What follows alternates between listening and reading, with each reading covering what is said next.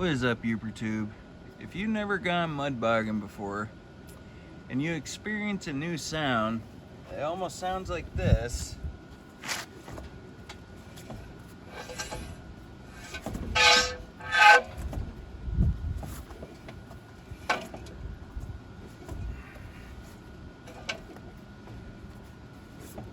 Chances are you have a rock in there, dirt in there. It's in between your shield and your caliper. So, only way to fix it, so you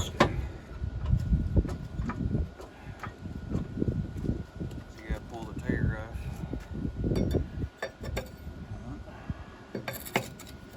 Hopefully that comes off.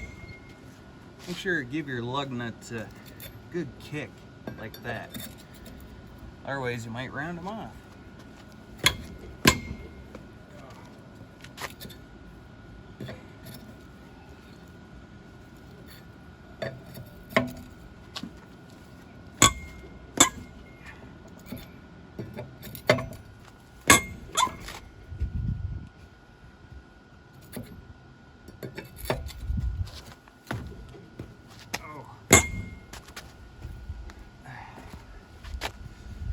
Hurt the foot. Make sure to wear bare shoes, not moccasin type. Alright, so they're all loose. Set that off to the side.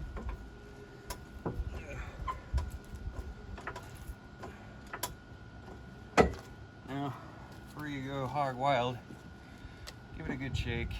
Make sure it ain't going anywhere. Right. And then you finish by hand.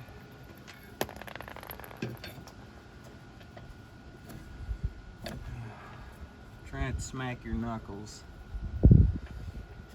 That always feels good.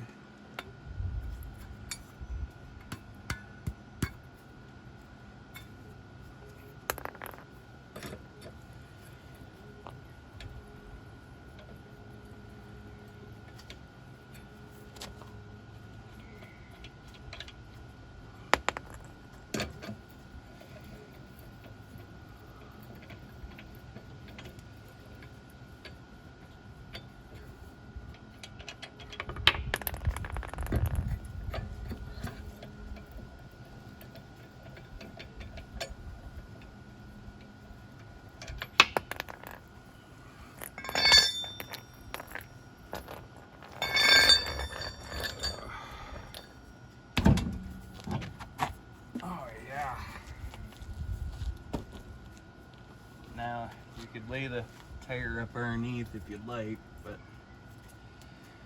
I don't think that's gonna matter. There's a lot of grease. Got pushed out of the upper ball joint when we went mud bogging. Not to mention lifting it in the air. So, with a four-wheel drive and a bad pinion angle, it's gonna be a chore to try and rotate this sumbitch, and without jack stands it's gonna be dangerous sticking your head in there looking.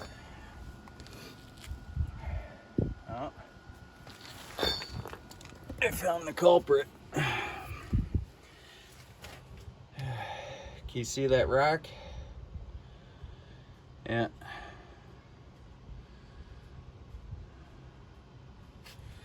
So we got a itty bitty rock in there that's making all that ruckus. So gonna try and, looks like our tie rod end kind of bent it in. Yeah. So I'm gonna grab a screwdriver and pop that out. So I got my screwdriver and I brought out preventative maintenance. Yeah, so it's down here at the bottom, but this whole thing could be bent out some. Got a bunch of rocks in there. Look at that, that's terrible. Huh.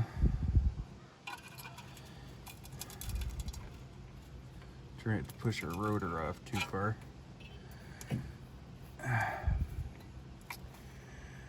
Looks like we got it out.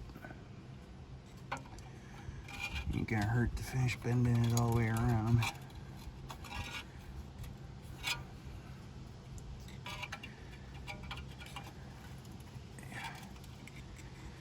Now, I really don't like that because I could cut the boot. I already have grease coming out of it. That's good. Oh, those could use some oil. Ooh, I don't think that looks right. I'm sure it's fine though. I'm sure it's fine. It's just overextended and droopy. But yeah, maybe. I don't know if we can get any grease in that. Pretty filthy. Anyways, try to stay beside the vehicle and not underneath it if you're going to be done like this. But always having a friend to help you do this is nice, but you can always use the vehicle too to your advantage. Let's see, there's one pump and maybe a half a pump more. It is a trick using this grease gun because it is picky. You have to be on there just right with it.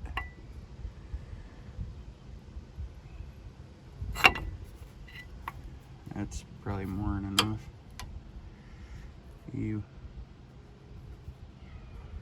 And we'll just wipe that under the control arm. And that feels nice, nice and tight. Make sure that boot is fine. It hasn't blown yet. And it should straighten out when I drop it back down on the ground anyway. So you won't have this weird angle for that, you know. That looks pretty bad. But we have grease in this guy. That one's fine. And I'm gonna put grease up in that top guy right up there too now. So we ain't gotta worry about it. So that one's pretty flat. Barely feels like anything in there, so whatever's in there just got up and left. I wish I had a rag. My hands are all nasty now.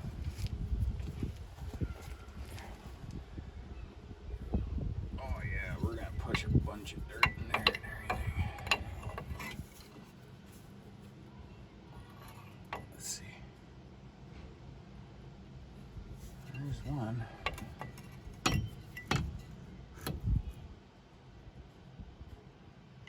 2, 3. Alright, the boot's coming back to life. Trying to blow the boot out now.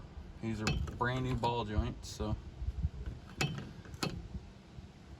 Wow, she is taking some serious grease. I think I'm happy with that. That's quite a bit. Should be sufficient. And then we got one here on the bottom. I was nervous of this one. It's facing this way, isn't it? So we come back in here. You can see that guy. Maybe. Alright. And we have this boot, which I don't even think I had to grease this one at the bottom in here. That one seems fine. This guy right here. Plenty of lube in there. Plenty of lube in there. These ones, I don't think they take lube. Lube in there. Should be all good. Put a little grease on my brakes. They like it. Now, probably should go check the other side for that type of crap. So, if you ever got an annoying noise and you think you blew something out and you're not sure, I know a lot of kids like taking their parents' vehicles off-roading and yada yada. every weak point on the vehicle is probably going to blow. From control arms, CV axles, U-joints, lockouts, brake lines, fuel lines, power steering lines. That stuff is going to give out right away the quickest. Any weak point. So if you're going to sink it in the mud, be prepared, because usually mud is real hard on shit. From rocks to dirt and all that other shit. Be prepared for it. It's not gonna be pretty. I mean, it is a huge rock that was up in mine. This is rock. That's not dirt. Be prepared for that shit getting stuck up in there. Up in the body, and it holds moisture. And it can ruin it. It can rot out your cab mounts quicker. It can rot out everything a lot quicker. Especially if you live up in the salt belt. Now my truck's fairly clean because I actually try taking care of it. Except for this year, I've been having a lot of fun off-roading with it and whatnot. Got a winch, and you put it to use one of these times. Just didn't realize how capable this fucking truck is, you know? It's really fucking capable.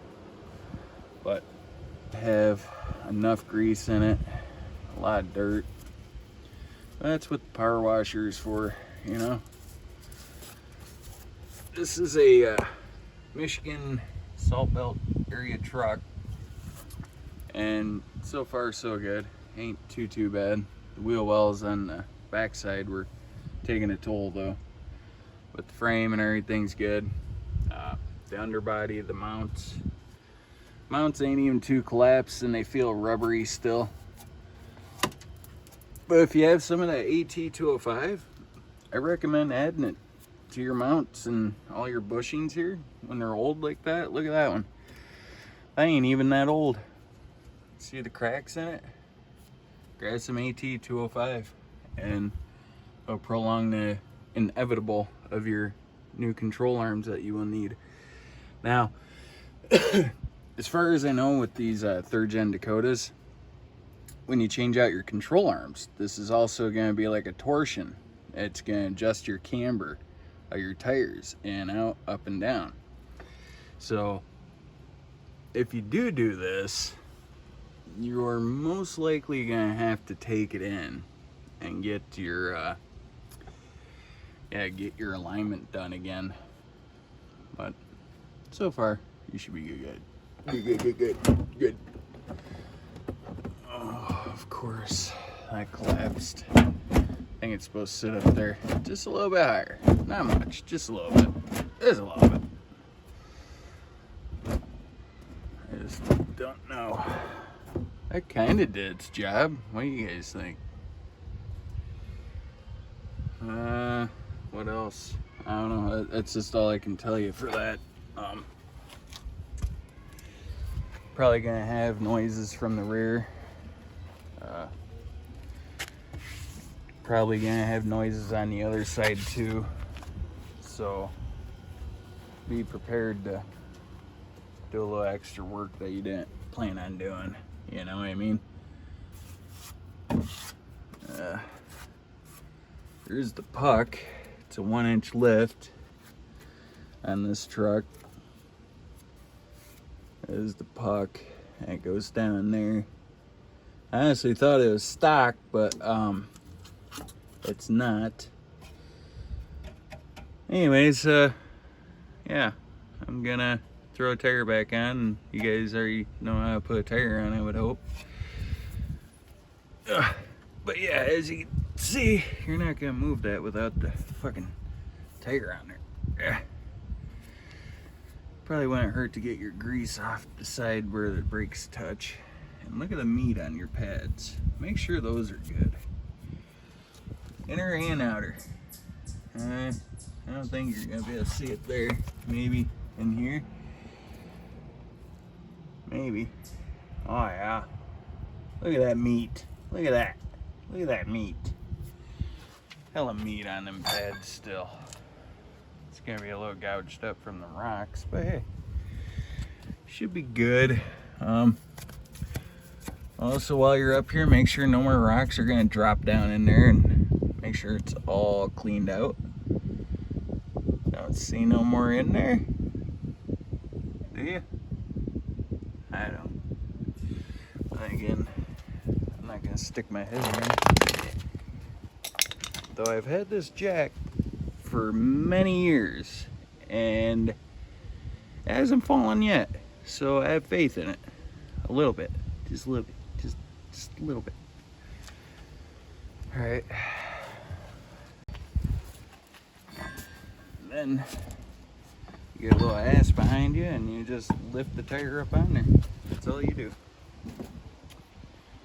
And I'm working on the sway bar on that. That's gonna be fun.